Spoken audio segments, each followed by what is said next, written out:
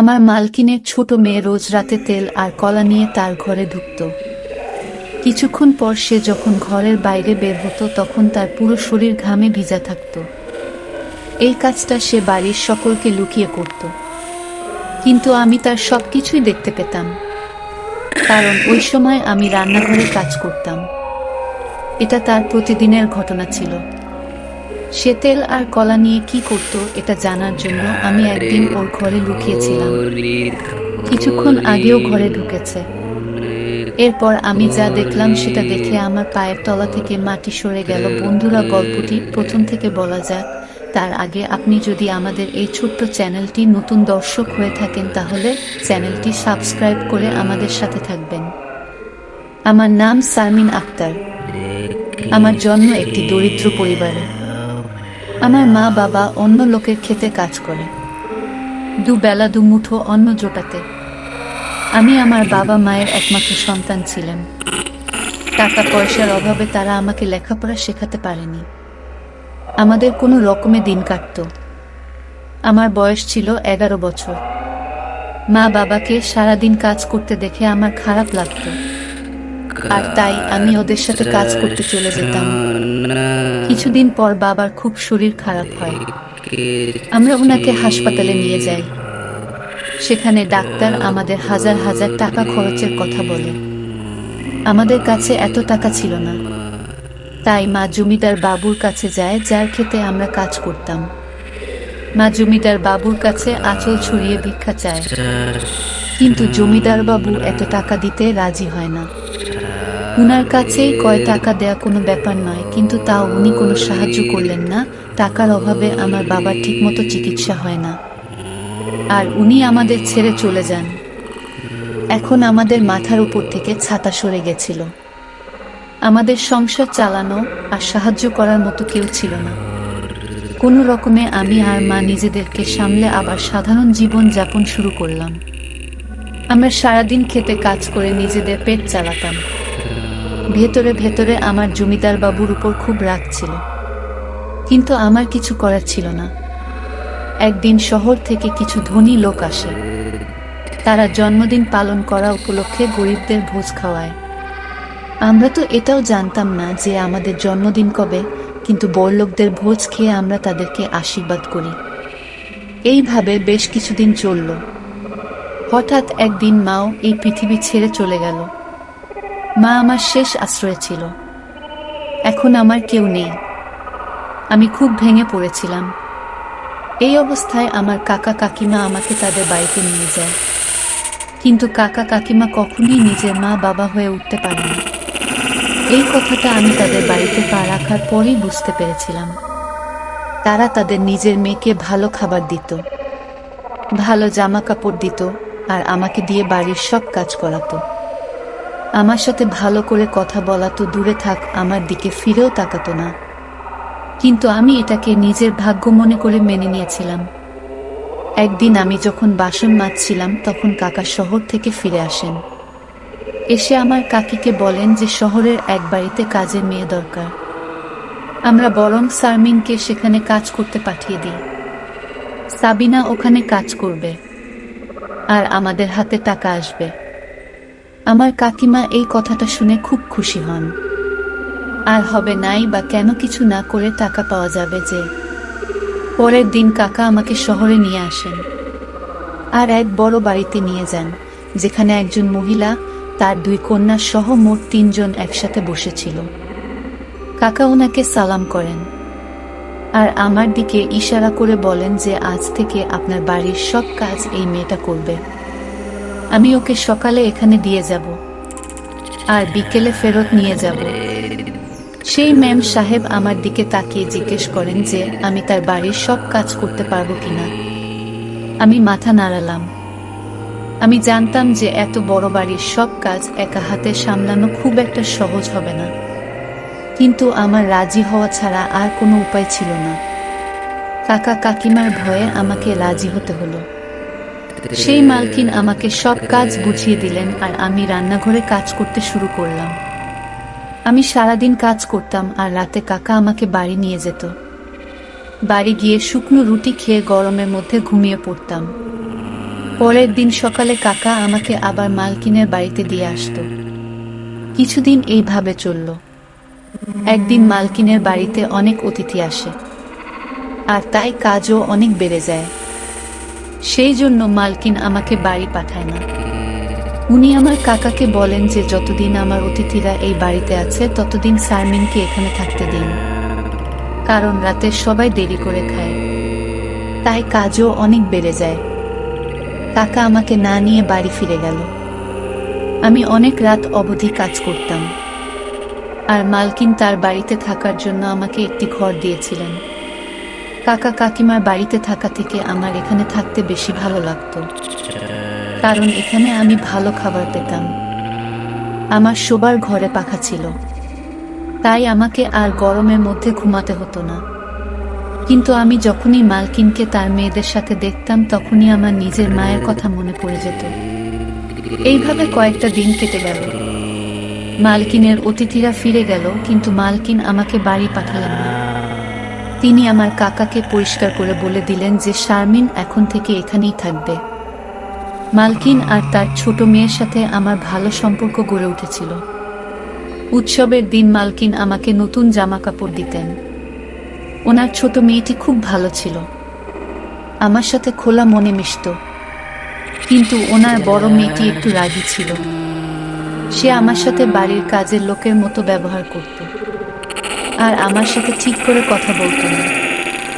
একবার মালকিন আর তার মেয়েদের একটি বিয়ের ফাংশনের জন্য 3 দিন বাড়ির বাইরে থাকতে হয়। যাবার আগে মালকিন আমাকে তার বাড়ির দায়িত্ব দিয়ে যান, বলে যান যে তার বাড়ির খুব ভালো করে দেখাশোনা করতে। আমি অনেক দিন ধরে ওদের দেখাশোনা করছিলাম, তাই ওরা আমাকে বিশ্বাস করত। আমি বললাম যে এত বড় বাড়িতে আমার একা থাকতে ভয় লাগবে। তাই মালকিন আমার কাকাকে ডেকে পাঠান আর বলেন এই 3 দিন আমার সাথে এই বাড়িতে থাকতে। কাকার সঙ্গে সঙ্গে রাজি হয়ে যায়, আর মালকিন বেরিয়ে পড়ে। আমি কাকা আর আমার খাবার বানালাম আর খেয়ে শুয়ে পড়লাম। রাত 12টার সময় কাকা ঘুম থেকে উঠে ঘরের দরজা খুলে বাইরে বেরিয়ে গেল। দরজা খোলার আওয়াজে আমার ঘুম ভেঙে যায়। ভাবলাম কাকা হয়তো জল খেতে রান্নাঘরে গেছে। কিন্তু বেশ কিছুক্ষণ পরে যখন উনি ফেরত এলেন না, তখন আমি কাকা কি করছে দেখার জন্য ঘরের বাইরে বেরিয়ে এলাম। আমি কাকে এধার ওধার খুঁজতে লাগলাম। হঠাৎ আমি মালকিনের ঘর থেকে একটা শব্দ শুনতে পাই। আমি মালকিনের ঘরে উঁকি মেরে দেখি ওখানে আমার কাকা মালকিনে আলমারিতে কিছু একটা খুঁজছে। আমি জিজ্ঞেস করলাম কি খুঁজছেন কাকা? কাকে একটু ঘাবড়ে গিয়ে বলে কিছু না, এমনি আমার এটা দেখছিলাম। কত সুন্দর আলমারি। আমি বুঝতে পারলাম কাকা চুরির মতলব করছে। সে তার গ্রামে ছোটখাট চুরি প্রায় করেই থাকতো, আর এত বড় বাড়িতে নিজেকে একা পেয়ে সে কি করে লোভ সামলায়। কিন্তু আমি চাই না কাকা এরকম কিছু করুক, কারণ আমি মালকিনের বিশ্বাস ভাঙতে চাই না। তারপর থেকে আমি কাকার উপর সারাক্ষণ নজর রাখতাম। আমি কখনো তাকে একা ছাড়তাম না। রাতে ভালো করে ঘুম হতো না। এইভাবেই 3 দিন কেটে গেল, আর মালকিন আর তার মেয়েরা বাড়ি ফিরে এলো। ওরা ফিরে আসার পর কাকা বাড়ি ফিরে গেল। মালকিন আমার জন্য কিছু জামা কাপড় নিয়ে এসেছিল, যেগুলো পেয়ে আমি খুব খুশি হলাম। একদিন রাতে যখন আমি রান্নাঘরে কাজ করছিলাম, তখন আমি মালকিনের ছোট মেয়েকে তার ঘরে তেল আর কলা নিয়ে যেতে দেখি। সে চুলের মধ্যে লুকিয়ে লুকিয়ে তার ঘরের দিকে গেল যাতে কেউ তাকে দেখে না ফেলে। আমার জিনিসটা একটু অদ্ভুত লাগলো। আখি দিদি তেল আর কলা নিয়ে কি করবে? মালকিনের স্বামী কিছু বছর আগে মারা গেছিলেন।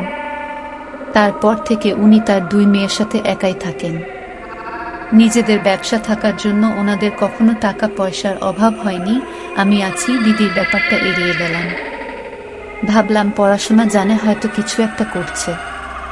তার বন্ধুরা রোজ বাড়িতে আসতো, আর ওরা সবাই মিলে কিছু একটা প্র্যাকটিক্যাল করত।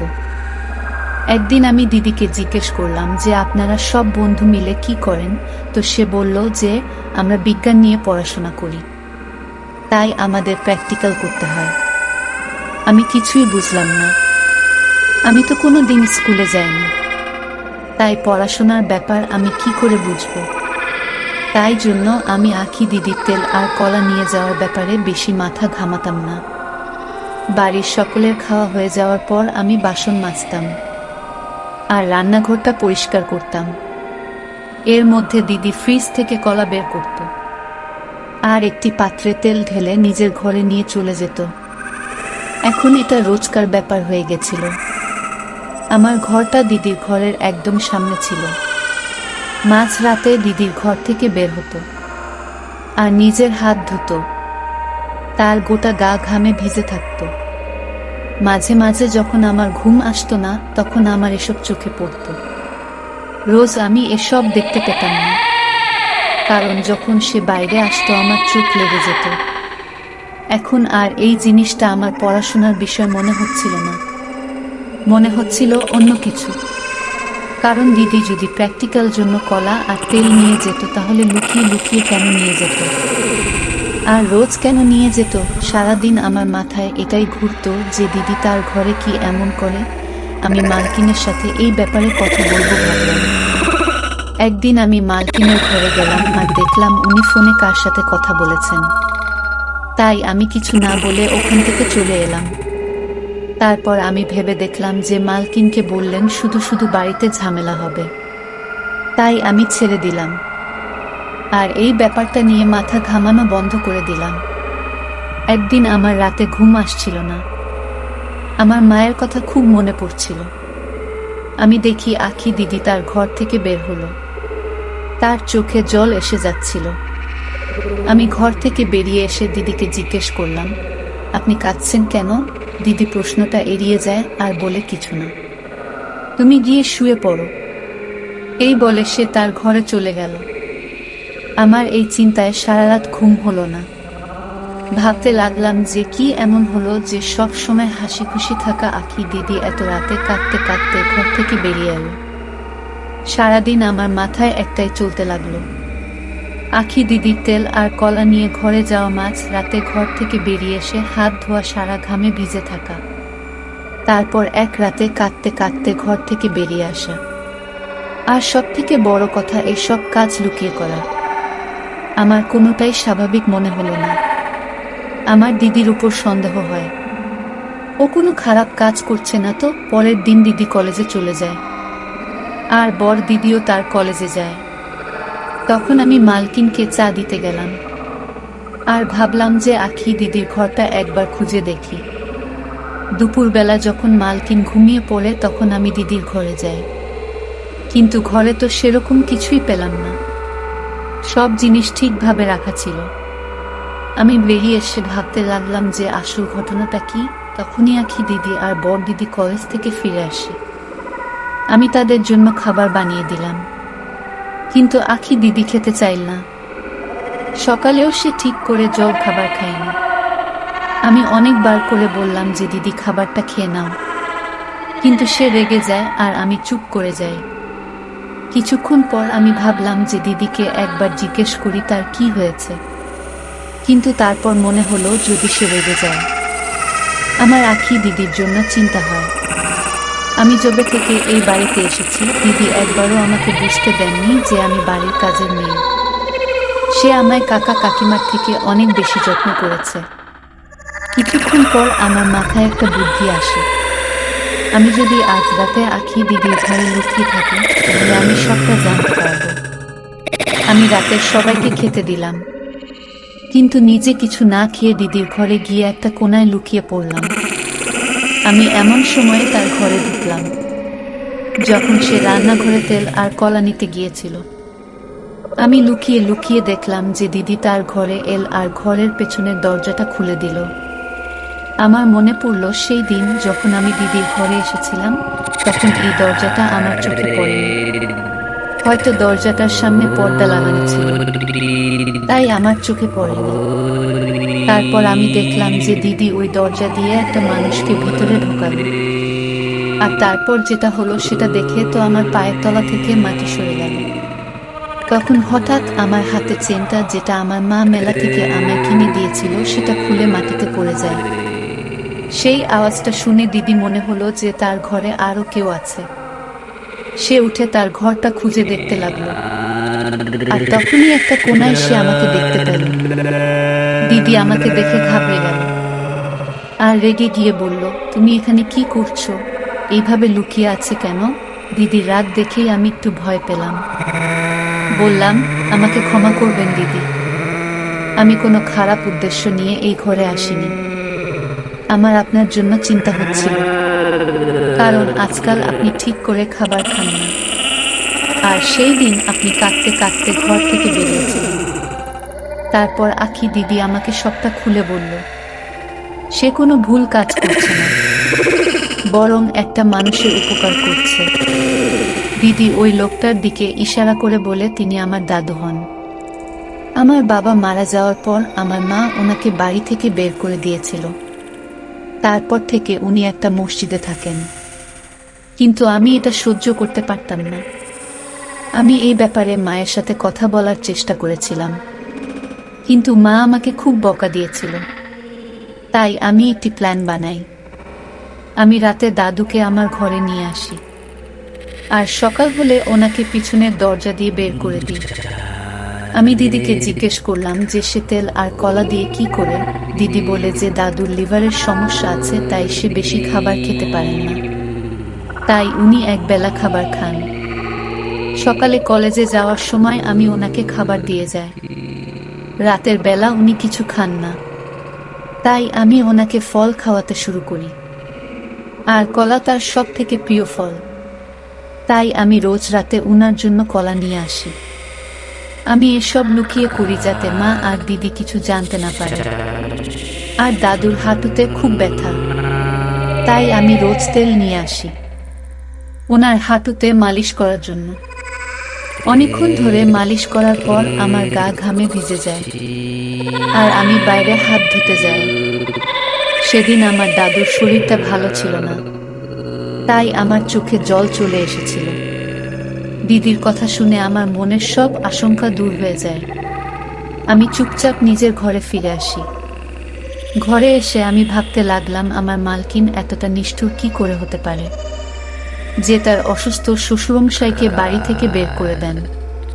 তার সাথে সাথে আমার আখি দিদির উপর গর্ব হয়। আজকালকার দিনে বড় মনের মানুষ খুব একটা দেখা যায় না, আর আখি দিদির মনটা খুব বড় ছিল। এই সমাজটা বড় নিষ্ঠুর হয়ে গেছে। তারা বয়স্ক মানুষদের বাড়ি থেকে বের করে দিচ্ছে। আমি ভালো করে বুঝতে পারলাম যে মানুষ অন্যের কষ্ট বোঝে না। যখন সেই কষ্ট সে নিজে অনুভব করে, তখনই তার মর্ম বোঝে। আর বন্ধুরা, এই কাহিনী থেকে আমরা যে শিক্ষা অর্জন করতে পারলাম তা হচ্ছে, আমরা চোখের সব সময় যা দেখি তা নিয়ে সন্দেহ করা ঠিক নয়। হয়তো যা ভাবা হয়, কিন্তু ঘটনা তার থেকে আলাদা। তো বন্ধুরা, আজকে এই পর্যন্তই।